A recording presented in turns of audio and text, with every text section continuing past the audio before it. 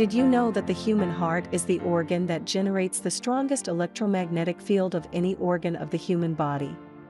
It produces an electromagnetic field 5,000 times as powerful as that produced by your brain. Furthermore, this energy field changes in relation to your emotions. One thing you should know about electromagnetic field is that every organ and cell in your body generate an energy field. Since the heart generates the strongest electromagnetic field, the information stored in its electromagnetic field affects every organ and cell in your body.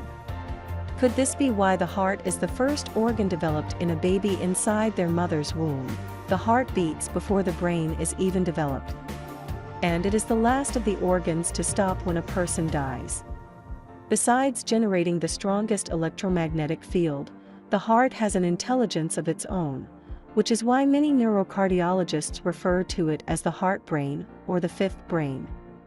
Because your heart also contains thousands of specialized neurons, predominantly located around the right ventricle surface, forming a complex network. Why did nature put them there? Neurons are what allow your brain to form thoughts. So what are they doing around the right ventricle of your heart? The nervous system of the heart contains roughly 40,000 neurons or sensory neurites. One of its roles is to monitor the heart's hormones, neurochemicals, heart rate, and pressure information. The information of how these chemicals behave is also sent to the brain. The heart and brain are always communicating through the vagus nerve system and the electromagnetic field of the body. It is through this dynamic communication process that the consciousness of the heart can change how the brain processes information. This process can also affect how energy flows in the body. These findings indicate that the heart works with the brain and body, including the amygdala, to process emotions and incorporate emotional memories. The amygdala is the part of the brain that assists us in making decisions about incoming information and processing them based on our past experiences. This shows a link between the emotions and feelings and the actual brain and body physiology. Other mental attitudes and stress also affect the body and our overall health, and these issues can be linked to the heart as well. The ancient Egyptians saw the heart as an organ of truth. And indeed, your heart does seem to be able to tell you the truth about how you feel and what you think is right or wrong. For example, when you lie, your heart rate tends to speed up. In ancient Greece, Aristotle wrote at length on the heart, asserting, "The heart is the perfection of the whole organism. Therefore, the principles of the power of perception and the soul's ability to nourish itself must lie in the heart."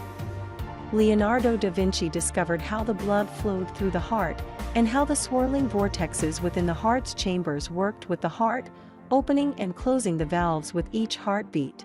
A far cry from the mechanistic view of the heart as a simple single-stroke pump.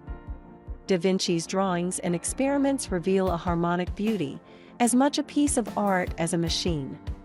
The heart, which represents our capacity to feel, is an access point to a source of wisdom and intelligence that the mind just cannot compete with. The heart, which only opens when we are vulnerable to our feelings, is important for increasing personal effectiveness, improving health and relationships, and achieving greater fulfillment. The heart helps us to understand the world through feelings. It allows us to understand our reality in a universal kind of way, giving us universal characteristics. This biological electromagnetic field generator allows us to understand each other at the emotional level and beyond, giving us a sense of connection to all things. This emotional connection is what creates bonding between individuals. For these reasons, the human heart holds the key to uniting humanity. When we learn how to think with our heart, it becomes easier for us to understand others, and thus achieving world peace will be a lot easier.